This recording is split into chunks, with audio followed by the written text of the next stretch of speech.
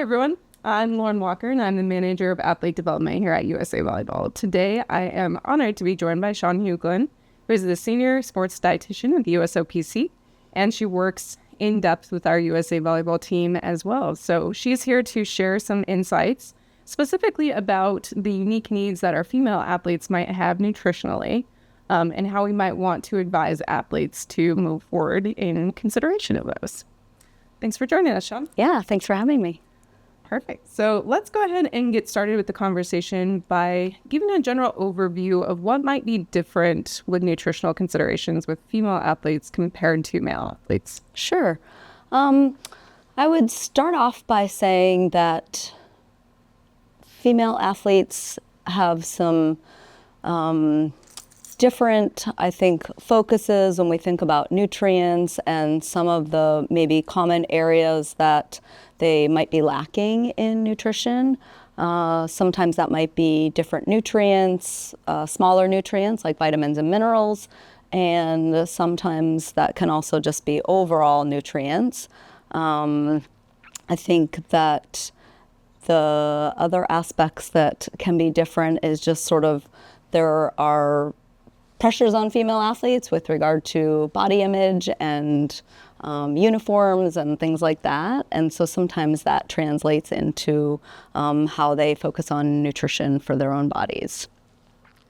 Correct. The other aspect I guess I would add in there is certainly that their growth and development takes place at different times. And so when we think about adolescent athletes, it's a pretty wide range of ages. You might say 10 to 17, you might say 10 to 19. And so as the body's going through those different developmental stages, it's usually pretty different for males and females will go through adolescence earlier. So I think if you're talking to two athletes and they're the same age, their body might be in different stages of development. I think that's a really key thing, not only for athletes to understand, but for coaches to really pay attention to. Because you can see it when you look at physical size on the court. Yeah. But you don't always think about what that means for the athlete, physiologically speaking. So as a female athlete is maturing and going through that maturational process, what do you specifically advise them on when it comes to nutrients and diets to make sure all their energetic needs are met? Yep. So I think a couple of things go on. Number one, the body will prioritize nutrients for training. And whether that is on the court, whether that's strength and conditioning, whether that's doing something outside of their team training sessions. And it will also prioritize nutrients for the brain.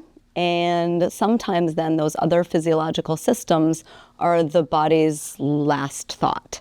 And so what happens is you get on the court, you have enough energy to perform, but the body may not have enough energy to recover, to grow, to develop in the ways that you want. So we always want to make sure that female athletes are getting in adequate nutrients to cover all of those different processes. And then, of course, there's school demands and things like that as well, which take a lot of load from the brain.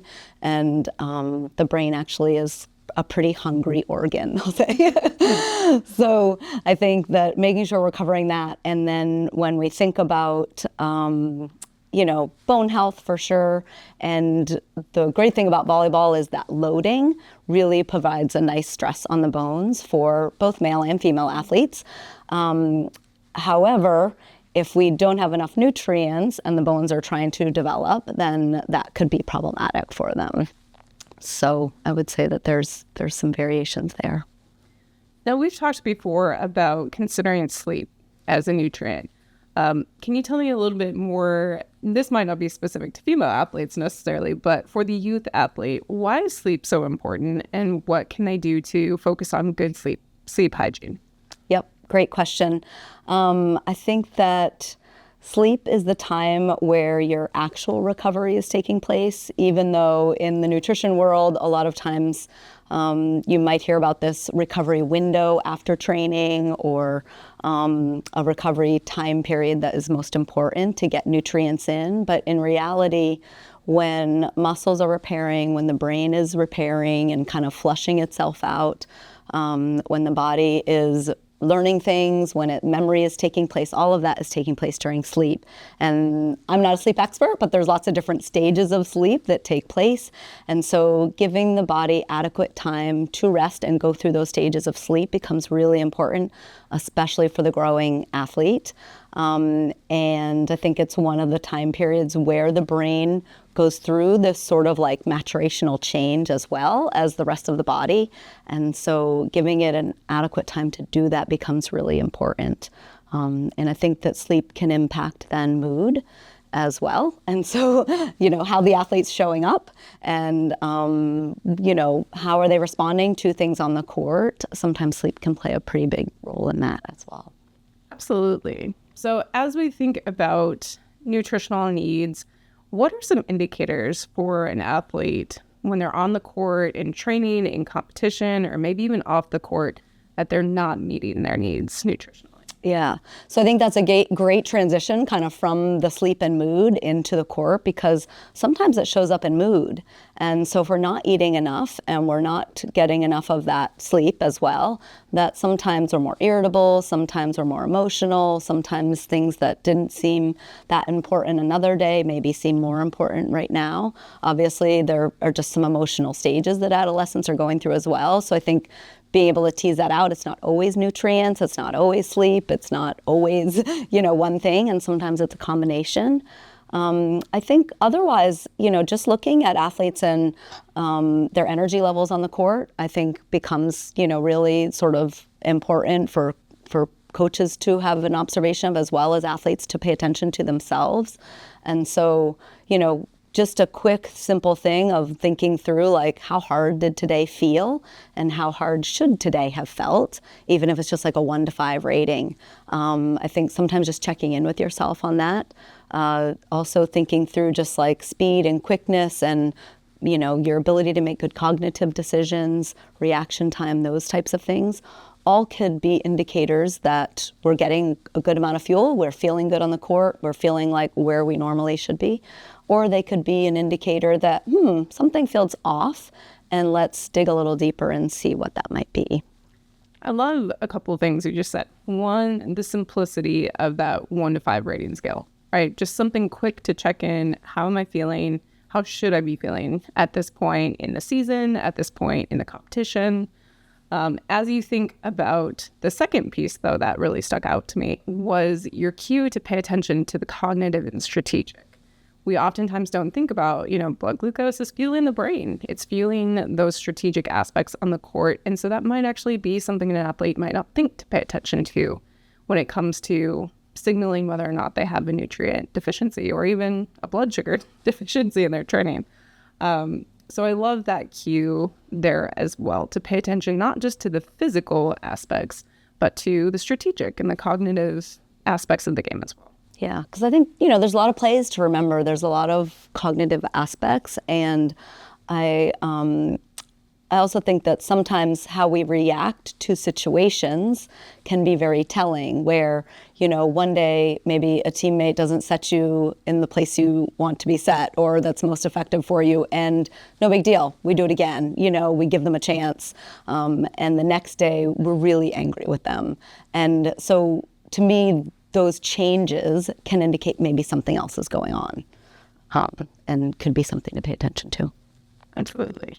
So I mentioned and opened this conversation with the idea that sometimes our female athletes may feel a little bit different pressures because of uniforms, because of kind of body image in that. So how do you, when you work with female athletes, get them to think more about how they're feeling for their performance rather than how they're feeling for looking a particular way? Yeah, I think that's a great question. And I think so many times it's coming back to probably teasing out, like, performance is a pretty generic term. And so helping them understand there's all different aspects of performance, and that's both physiological and psychological, as we've been talking about. And I think there's lots of ways to break that down into, is it quickness? Is it speed? Is it how hard you're hitting the ball? Is it how well you're serving? Or even just kind of, psychological fitness, if you will, kind of those aspects also. And so helping them focus on those outcomes, I think more so than, how is food impacting these different aspects of performance versus only how is food impacting my appearance. And so I think getting them to kind of make those connections becomes really important.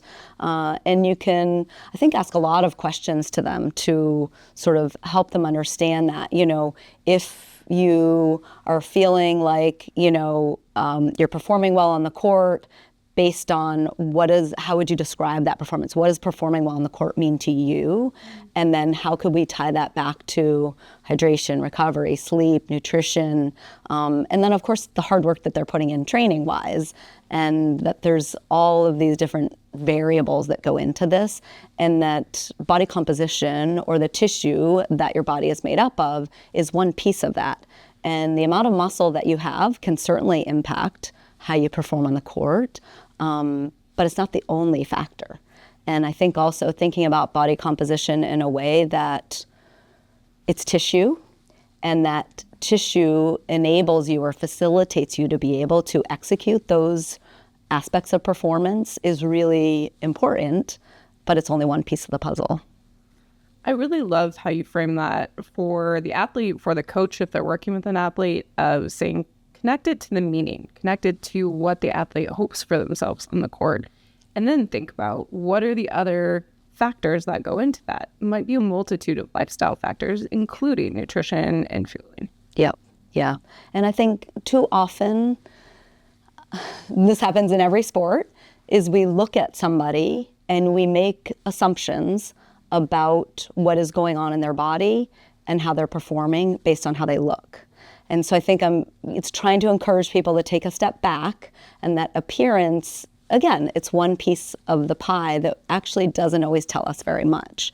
So how do we kind of reframe that and think about, well, what are we really interested in here? We're interested in how high we can jump, how hard we can hit, how well we can serve, how focused we can direct that serve to a certain, again, not a volleyball expert, but we're, all these different aspects of volleyball.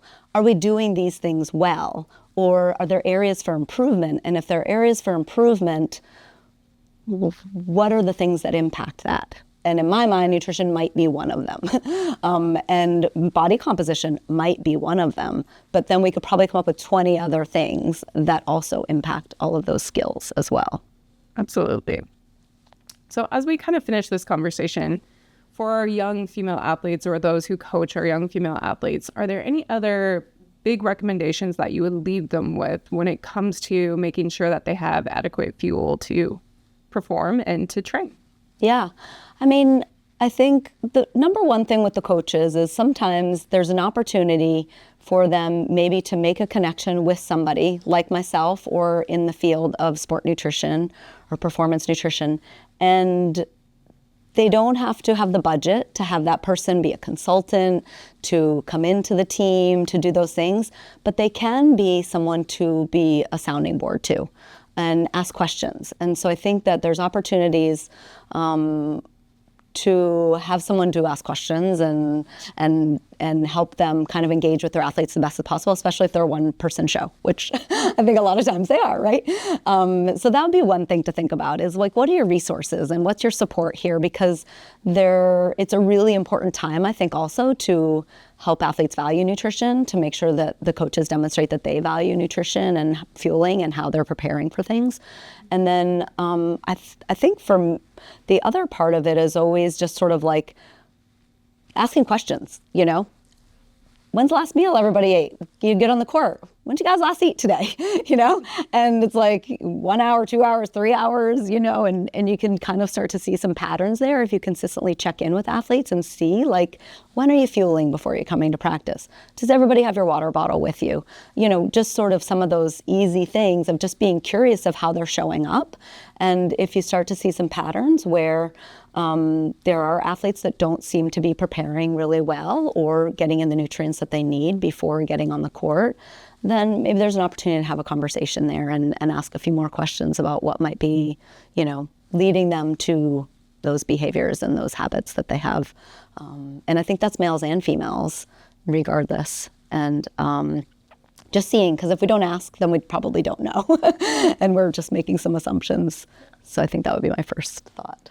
Yeah, that's perfect. I love finishing with that idea, both for our athletes and our coaches. We can't make assumptions based off of how our athletes are looking or how our competitors are looking. We really need to be paying attention to how is the body performing, what are we hoping the body can do out on the court, and how do we facilitate that? Yeah. Thanks, Shawn. Yeah, thank you.